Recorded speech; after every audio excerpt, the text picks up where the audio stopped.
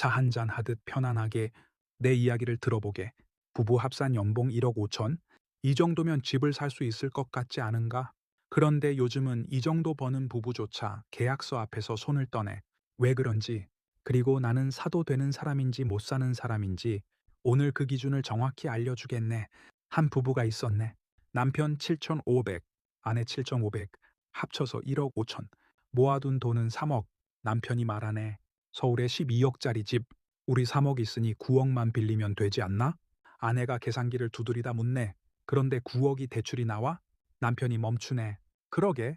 바로 여기서부터 오늘 이야기가 시작되네. 첫 번째 벽은 집값 실세. 소득은 매년 조금씩 오르지만 집값은 한 번에 몇 억씩 뛰네. 12억짜리 집을 볼 때는 9억만 있으면 됐네. 그런데 그 집이 15억이 되면 12억이 필요하네. 20억이 되면 17억이 필요하네. 연봉은 그대로인데 필요한 돈은 몇 억씩 뛰어버리는 것이야. 그래서 연봉 1억 5천이라는 숫자도 15억, 20억짜리 집 앞에 서면 초라해지는 것이야. 두 번째 벽은 대출 한도일세. 2026년 가계부채 관리방관에 따르면 수도권, 규제지역 주택구입 목적 주담대는 집값에 따라 한도가 다르네. 15억 이하는 최대 6억, 15억 초과 25억 이하는 최대 4억, 25억 초과는 최대 2억. 이건 어디까지나 최대치고 실제로는 LTV와 DSR 때문에 이보다 더 줄어드네. 12억짜리 집에 9억이 필요한데 애초에 그만큼 빌릴 길이 없는 것이야. 세 번째 벽은 DSR 일세. 연봉이 1억 5천인데 왜 안 나옵니까? 물으면 은행은 이렇게 답하네. 소득만 보는 게 아니라 앞으로 금리가 오를 걸 가정해서 상환 능력을 봅니다. 지금 갚을 수 있느냐가 아니라 금리가 더 올라도 버틸 수 있느냐를 보는 것이야. 그러니 소득이 높다고 대출이 무한정 나오는 시대는 끝났네. 그래서 지금은 얼마 버느냐보다 세 가지를 함께 봐야 하네. 자기 자본, 실제 대출 가능객, 그리고 매달 갚고도 남는 현금 흐름. 이 세 가지가 맞아떨어져야 집을 살 수 있는 것이야. 그렇다고 대출을 많이 받으면 좋으냐? 그것도 아니네. 5억을 빌렸다 해보세. 30년 갚는다 치면 매달 상당한 돈이 빠져나가네. 여기에 아이 교육비, 차량 유지비, 보험료, 생활비까지 더해지네. 그래서 부부는 이렇게 생각하는 것이야. 집을 사면 우리가 너무 가난해지는 건 아닐까? 그런데 반대로 집을 안 사고 기다리면 마음이 편하냐? 그것도 아니네. 전세 살면서 열심히 모아 1억을 만들었다 해보세. 그 사이 집값이 10억에서 12억이 됐다면 나는 열심히 모았는데도 집과의 거리는 1억 더 멀어진 것이야. 이것이 무주택의 기회비용일세. 사도 불안하고 안 사도 불안한 것이야.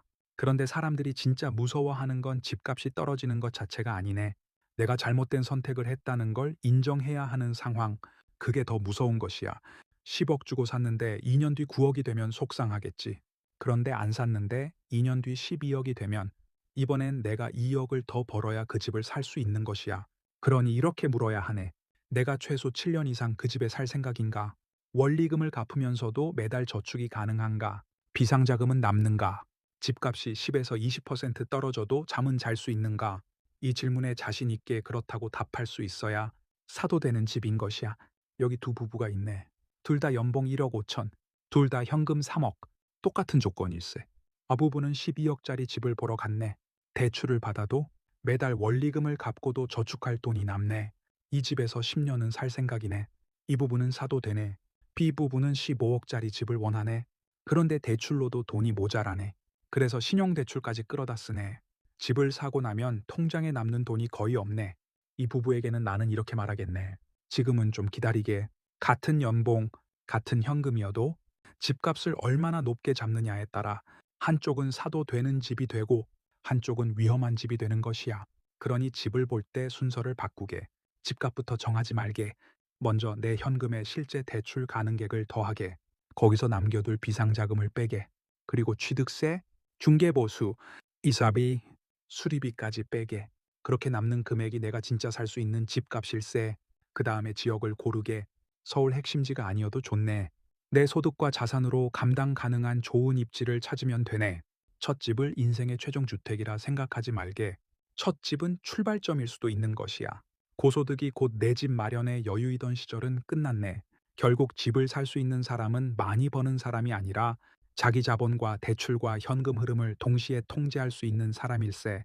내가 감당할 수 있는 집을 찾고 그 집에서 10년을 살고 다음 단계로 올라가면 되는 것이야. 남보다 빨리 사는 게 중요한 게 아니네. 내가 감당할 수 있는 시점에 감당할 수 있는 가격으로 사는 것. 그것이 내 집 마련의 기술일세. 오늘 이야기는 여기까지 하겠네. 강남 아파트 갖고 싶나? 그럼 부동산, 비트코인, 미국 ETF 등 강남 할배와 공부하면서 같이 가세. 구독하고 찬찬히 영상들 살펴보게. 강남 입성하는 그날까지 멘토가 되어주겠네.